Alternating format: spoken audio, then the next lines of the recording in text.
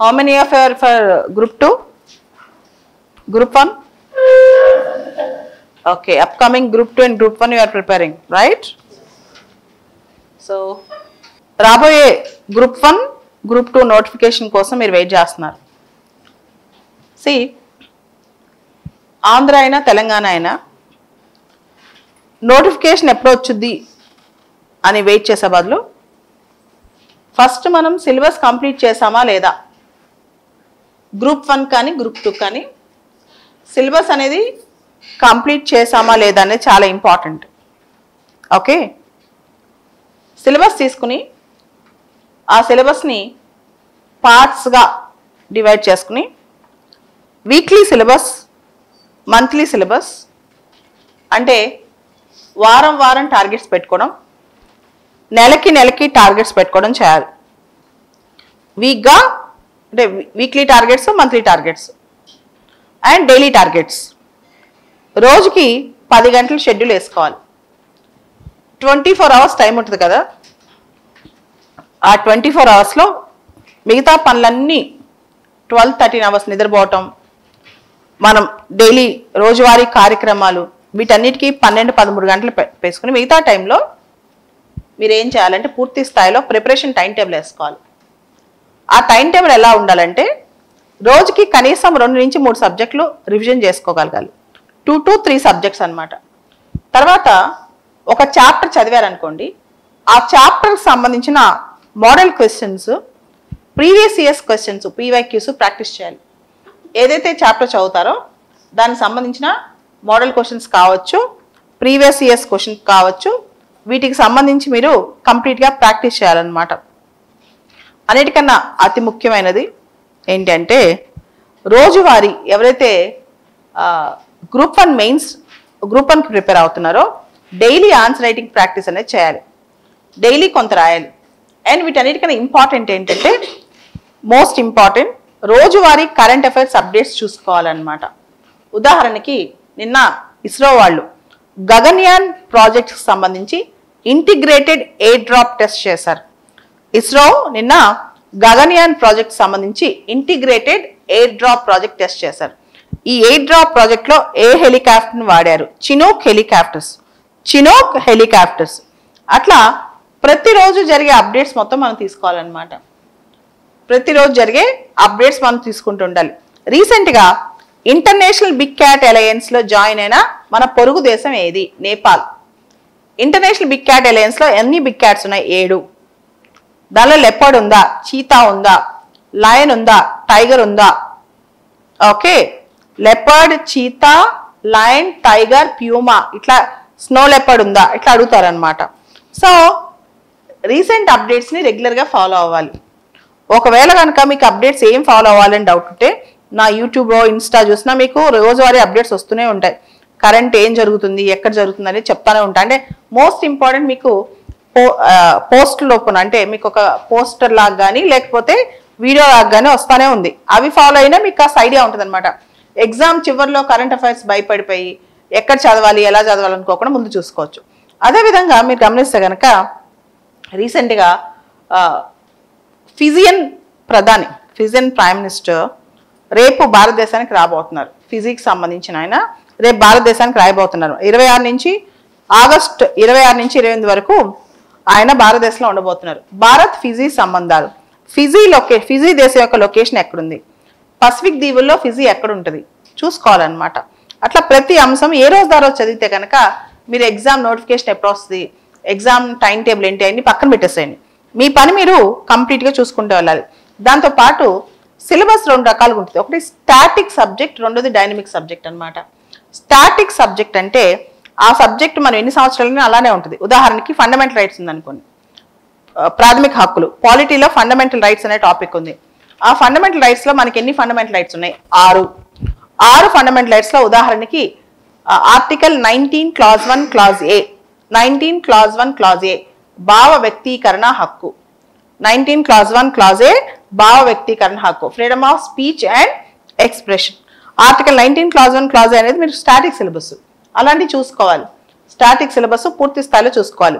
అలానే మీరు గమనిస్తే కనుక గత వారం రోజులుగా సుప్రీంకోర్టు గవర్నమెంట్ ఆఫ్ ఇండియా మధ్య కొన్ని వాదోపవాదాలు జరుగుతున్నాయి. Governor versus government, Tamil Nadu governor versus government ఇష్యూలో రాష్ట్రపతి కొన్ని సలహాలను అడిగారు.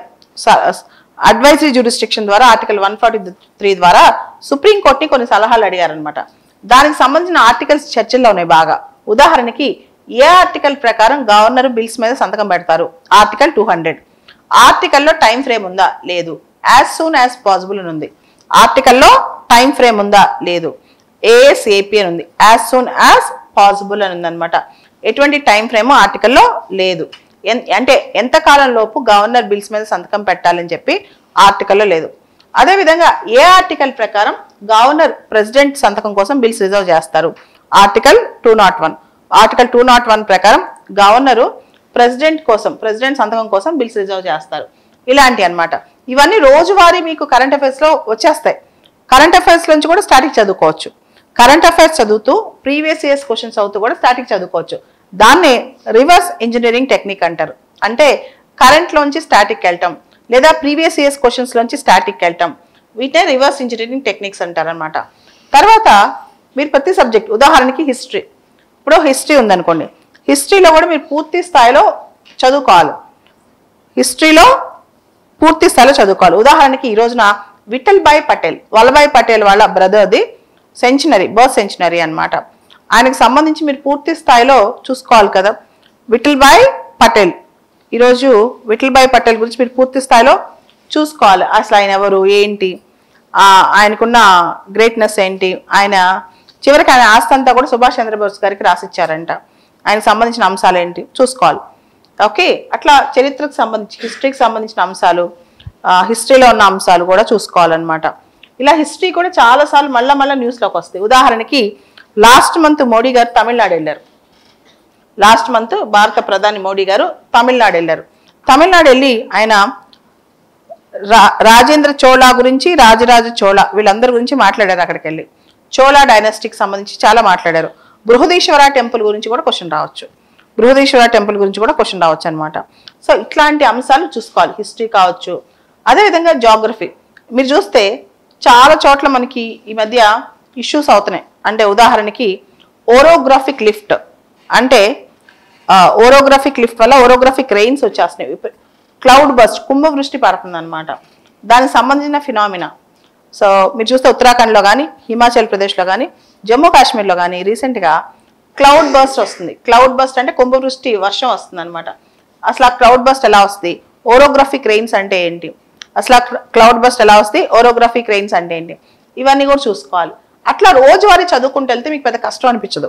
అప్పటికప్పుడు నేను ఏదో ఎక్కువ చదువుతున్నాను, నేను చాలా కష్టపడుతున్నాను అలాంటి ఫీలింగ్ ఉంటే కష్టం. కానీ ఎవ్రీడే అప్డేట్ ఉండటం వల్ల, ఎవ్రీడే మీరు ఒకసారి రివిజన్ చేయడం వల్ల మీకు చాలా చాలా చాలా ఉత్సాహం వచ్చేస్తుంది అనమాట. దానికి వీడియోస్ ఫాలో అవ్వండి. నా వీడియోస్ ఫాలో అవ్వచ్చు, మీరు న్యూస్ పేపర్ ఫాలో అవ్వచ్చు. తర్వాత నేను పెట్టే మన వాట్సాప్లో కానీ, ఇన్స్టాలో కానీ పోస్టులు పెడతా ఉంటాం. ఇది ఇంపార్టెంట్ టాపిక్ అని, దాని మీద ఒక 5 పదాలు 10 పదాలు పెడతా ఉంటాం అనమాట. వాటికి సంబంధించిన డీటెయిల్స్ కూడా మీరు చూసుకుంటూ ఉండొచ్చు అనమాట. దీనివల్ల ఉపయోగం ఎక్కువ ఉంటుంది. ఉదాహరణకి అంతర్జాతీయ సంబంధాల కరెంట్ అఫైర్స్ కూడా బాగా న్యూస్లోకి వచ్చేస్తున్నాం. అంతర్జాతీయ సంబంధాలు చెందిన కరెంట్ అఫైర్స్ కూడా బాగా వార్తలోకి వస్తాయి అనమాట. ఉదాహరణకి మోడీ గారు ఈ నెల చివరిలో ఆగస్టు 31 సెప్టెంబర్ 1వ తారీఖున షాంఘై కోఆపరేషన్ ఆర్గనైజేషన్ సదస్సుకి వెళ్తున్నారు. ఎస్సీఓలో షాంఘై కోఆపరేషన్ ఆర్గనైజేషన్, ఎస్సీఓలో ఎన్ని సభ్య దేశాలు ఉన్నాయి? ఎస్సీఓ సదస్సు ఎక్కడ జరుగుతుంది? షాంఘై కోఆపరేషన్ ఆర్గనైజేషన్ సదస్సు ఎక్కడ జరుగుతుంది? దానిలో ఎన్ని సభ్య దేశాలు ఉన్నాయి? ఇటువంటి క్వశ్చన్స్ కూడా వస్తాయి అన్నమాట. వీటన్నిటిని ట్రెండ్స్ని బట్టి ఫాలో అవుతుండండి. ట్రెండ్స్ని బట్టి మీకు అప్పటికప్పుడు నేను రెడీగా వీడియోస్ కూడా పెడుతున్నాను. దాన్ని బట్టి కూడా మీరు ఫాలో అవుతుండొచ్చు. దాంతోపాటు మీకు ఇక్కడ సిఎస్బిఐఎస్ అకాడమీలో మీకు ఇక్కడ గ్రూప్ 1 గ్రూప్ 2 టెస్ట్లో ఏంటంటే మీకు టెస్ట్లు మెటీరియల్స్ కూడా వస్తుంటాయి. మీకు వీలైనంత వరకు జనరల్గా గ్రూప్ 1 గ్రూప్ 2కి సంబంధించి మెటీరియల్స్ అనేవి చాలా అద్దుగా దొరుకుతుంటాయి అనమాట. కానీ ఇక్కడ మీకు రెగ్యులర్గా మెటీరియల్స్ ఇస్తుంటారు, వాట్సాప్లో మెటీరియల్స్ పంపిస్తుంటారు. మీకు అసలు ఆ ఇబ్బందే ఉండదు. పూర్తి స్థాయిలో ఇన్స్టిట్యూట్ నుంచి సపోర్ట్ దొరుకుతుంది. Will get the complete support from the institute అనమాట. అండ్ ఎగ్జామ్ ఒక్కసారి నోటిఫికేషన్ వచ్చిన తర్వాత నేను కూడా ఇంపార్టెంట్ టాపిక్స్, ఇంపార్టెంట్ క్వశ్చన్స్ మీద స్పెషల్ లెక్చర్స్ ఉంటాయి. మీరు దాని గురించి వరీ అవ్వకుండా ఈ కోర్స్ అనేది మీకు 4 to 5 months 6 months వరకు నడుస్తూ ఉంటుంది. అండ్ ఈ కోర్స్ అనేది సైమల్టేనియస్గా ఇక్కడ విజయవాడలో కూడా స్టార్ట్ అవుతుంది. సిఎస్బిఐఎస్ అకాడమీ విజయవాడ బ్రాంచ్లో కూడా పెడుతున్నారనమాట. అది ప్రత్యేకంగా అక్కడైతే ఏపీపీఎస్సీ, ఇక్కడైతే టీఎస్పీఎస్సీ ఏపీపీఎస్సీ అని హైదరాబాద్లో కూడా ఉన్నాయి. ఇది ఆన్లైన్ ఆఫ్లైన్ ఉంటుంది. మీకు కంటిన్యూస్గా మీకు సక్సెస్ వచ్చేంత వరకు నాగరాజు కంటిన్యూస్గా సక్సెస్ వచ్చేంత వరకు కూడా మీకు పూర్తి స్థాయిలో ఇన్స్టిట్యూట్ నుంచి సపోర్ట్ ఉంటుంది. దానిలో ఏమీ ప్రాబ్లం ఉండదు. ఓకే, సో చదువు అనేది మీకు ఎగ్జామినేషన్స్ కానీ ఏదైనా సరే రెగ్యులర్ ఎగ్జామ్స్, రెగ్యులర్ టీచర్ మీకు ఏమైనా డౌట్ వస్తే టీచర్ని కూడా కల్పిస్తారు. ఇక్కడ డౌట్ రాగానే టీచర్ అవైలబిలిటీ, క్లాస్ అయిపోగానే ప్రతి టీచర్ని ఒక 5 minutes ఉండి వాళ్ళకి డౌట్స్ ఏదన్నా సరే సాల్వ్ చేసేసి వాళ్ళు మనం చెప్పండి క్లాస్ అయిపోయిన తర్వాత. సో వీళ్ళకి ఎగ్జామ్స్ రెగ్యులర్గా పెట్టడం, తర్వాత ఎటువంటి ఇది ఉన్నా ఏ నోటిఫికేషన్ ఏ డౌట్స్ ఉన్నా సరే రెగ్యులర్గా ఇవ్వండి. Current affairs daily updates, current affairs కూడా మీకు రెగ్యులర్ అప్డేట్స్ వస్తూ ఉంటాయి. ఇస్తున్నారు కదా యాప్లో, మొత్తం ఫ్రీగా కరెంట్ అఫైర్స్ వస్తాయి. సిఎస్బి గ్రూప్స్ యాప్ అని, దానిలో everyday current affairs, monthly current affairs కూడా మీకు రెగ్యులర్గా మీకు వస్తూ ఉంటాయి అనమాట. సో పూర్తి స్థాయి సపోర్ట్ ఉంటుంది. మెటీరియల్స్, అన్ని మెటీరియల్స్ హ్యాండ్అవుట్స్ కూడా మీకు ఈ సార్ ఇస్తూ ఉంటారు. ఎప్పటికప్పుడు మెటీరియల్ రెడీ అవ్వగానే మీకు హ్యాండ్అవుట్స్ వస్తూ ఉంటాయి. Okay, so all the best. నేను వచ్చి మళ్ళీ మిమ్మల్ని కలుస్తుంటాను. యుల్ హ్యావ్ ఈరోజు రకరకాల టీచర్స్ వచ్చి మీతో మాట్లాడతారు. అందరి మాటలు వినండి. అండ్ ఐల్ బీ కమింగ్ మళ్ళీ ఒక 15 రోజుల తర్వాత మళ్ళీ కలుస్తాను. Thank you. ఎక్కడి నుంచి వచ్చారు అందరూ? నల్గొండ, ఇంకా కరీంనగర్, రంగారెడ్డి, వీరమ్మ అక్కడి నుంచి వచ్చావా? మంచిర్యాల్, వరంగల్, చాలా ఓపికతో వచ్చారు. మహబూబాబాద్. ఓకే, సో ఈరోజు ఇక్కడ సెషన్ ఉందని మీకు ఎలా తెలుసు? యూట్యూబ్లో చూసారా? ఇన్స్టాగ్రామ్ చూసారా? ఓకే, నైస్ నైస్ అమ్మా. All the best. ఏదున్నా సరే విల్ బీ ఇన్ టచ్. ఇక్కడికి వస్తే will solve your issues. Okay, బాగా చదువుకోండి. కాకపోతే గ్రూప్ 1 అనేది గ్రూప్ 2 అనేది ఎంత చదివితే అంత ఫాస్ట్గా వస్తుంది అనమాట. నోటిఫికేషన్ గురించి అసలు ఆలోచించకండి. చాలామంది ఎక్కువ నోటిఫికేషన్ ఎప్పుడు వస్తా అంటారు. నేను అంటాను ముందు చదివేసేయండి అంటాను. చదివిన తర్వాత ఏదో జాబ్ వచ్చింది. ముందు చదవాలి, ముందు సిలబస్ కంప్లీట్ అవ్వాలి. ఓకేనా? All the best.